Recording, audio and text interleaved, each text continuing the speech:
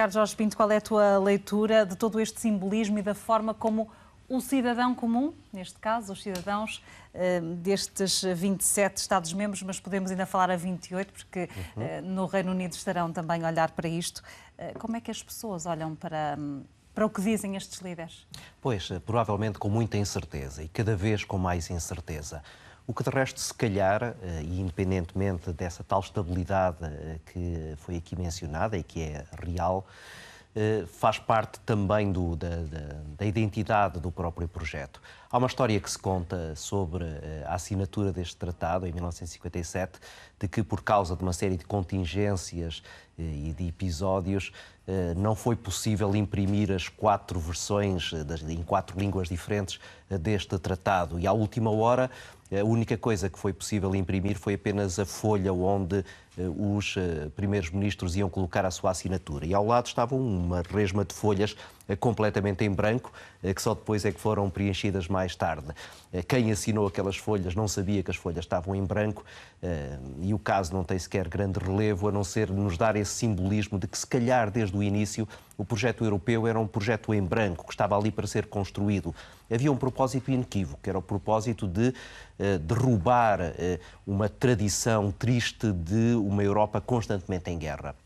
E depois da Segunda Guerra Mundial era preciso fazer um esforço muito grande, que tinha já começado em 1951, quando Robert Schuman tenta aquele tratado do carvão e aço, e que é depois então oficializado, formalizado com este Tratado de Roma em 57. E era um passo muito importante naquela altura, e a verdade é que teve depois esse mérito de ter evitado que a Europa continuasse continuamente nesse regime de conflitos permanentes. E aí os europeus começaram a acreditar cada vez mais na Europa.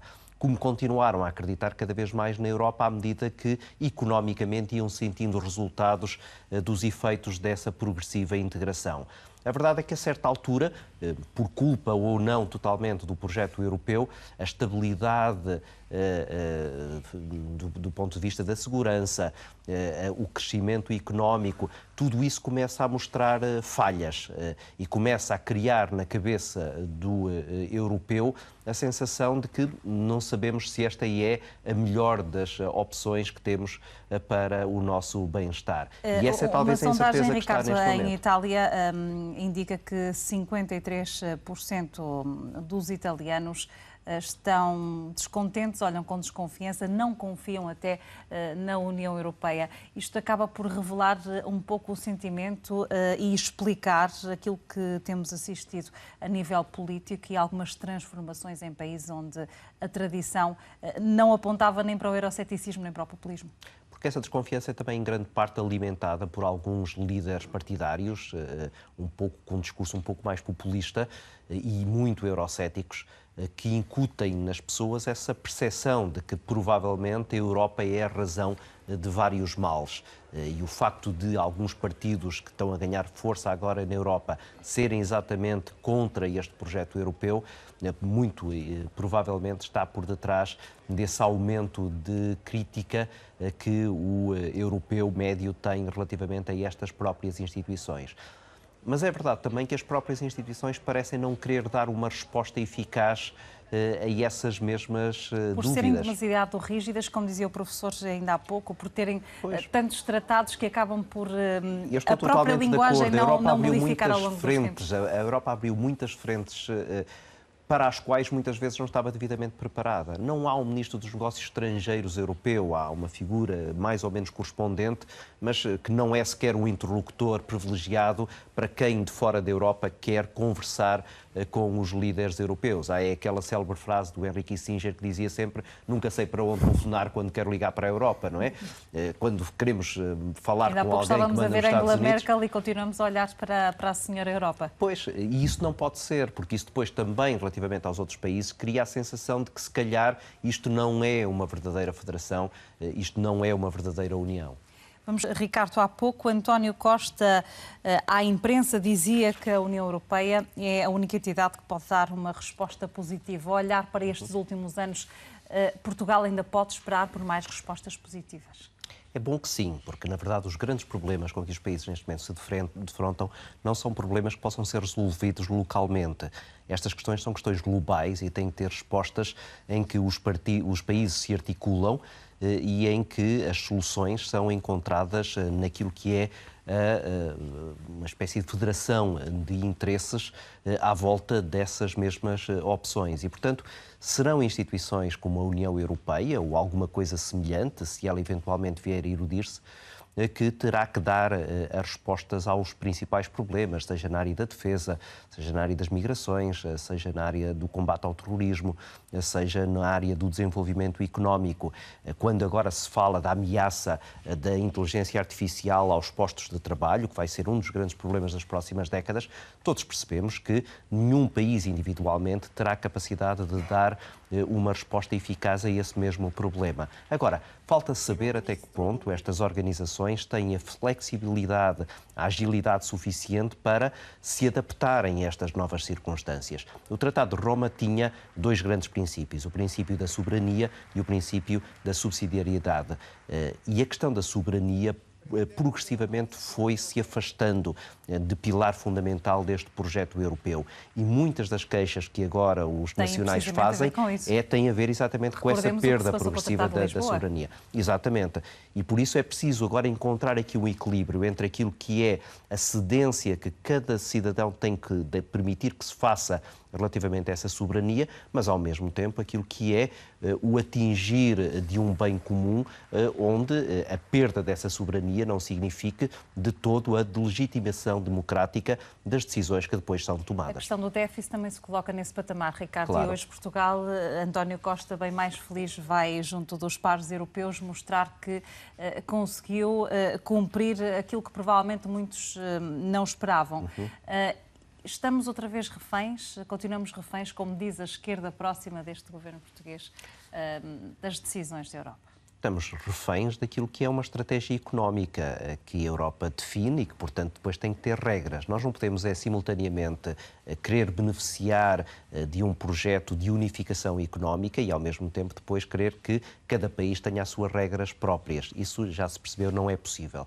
Agora, também não é possível que essas regras europeias sejam definidas independentemente daquilo que é a vontade popular dos eleitores em cada um dos países. E por isso é que eu insisti outra vez nessa questão da legitimidade democrática, porque muitas vezes ficamos com a sensação que, por exemplo, o Parlamento Europeu manda muito pouco naquilo que é a arquitetura europeia e não entendemos muitas vezes porque é que determinados países, como o caso da Alemanha, têm uma preponderância tal em termos de definição de estratégias que fazem sentir outros países um pouco mais periféricos absolutamente impotentes para ter uma palavra a dizer naquilo que é a tal definição de metas, sejam elas as metas do déficit ou sejam elas as estratégias de defesa. Ricardo Jorge Pinto, e esta integração, António Costa fazia referência que venham mais, ainda há pouco, que venham mais países, quando nós minutos antes tínhamos estado a falar de alguns erros nos últimos alargamentos, haverá condições para isso? Olhamos para o caso da Turquia,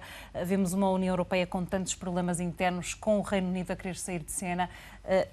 Quais serão os próximos passos? Pois, parece até paradoxal. Há países a querer sair, há países com enormes reticências ao projeto que temos e, ao mesmo tempo, há muita gente a bater-nos à porta e a dizer que quer entrar. E isso é talvez também o reflexo daquilo que é uma certa difusão relativamente à ideia da Europa. A ideia da Europa são, neste momento, muitas ideias.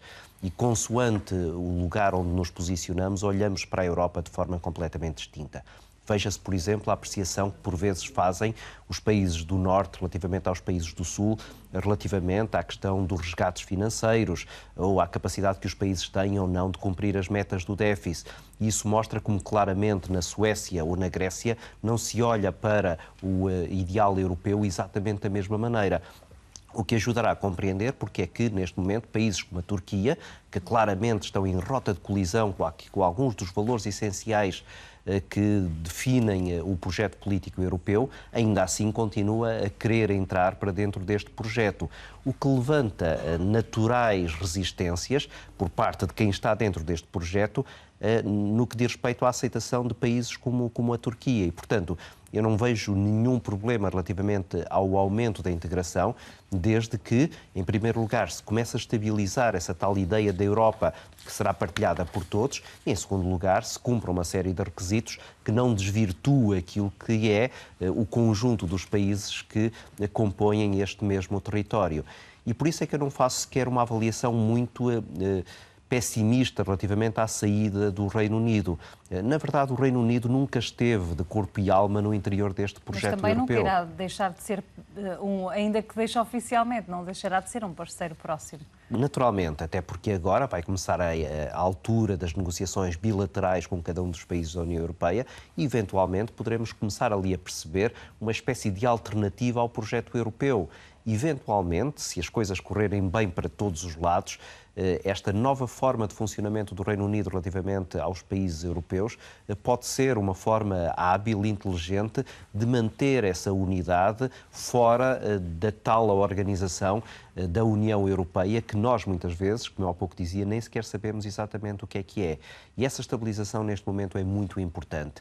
E achei muito interessante naquilo que foi a antecâmara desta assinatura dos 60 anos do Tratado de Roma, o colocar os objetivos a 10 anos, um pouco mais contido, dar a ideia de que se calhar tem que ser um passo de cada vez, não olhando exatamente para o dia seguinte, mas também não esperando que este seja um projeto absolutamente indestrutível e que, numa expressão que era de um regime bem menos simpático do que este, que era o regime totalitário nazi, pensar num império a 1000 anos. Isso é uma ideia que não só é perigosa, mas muito provavelmente neste momento absolutamente utópica.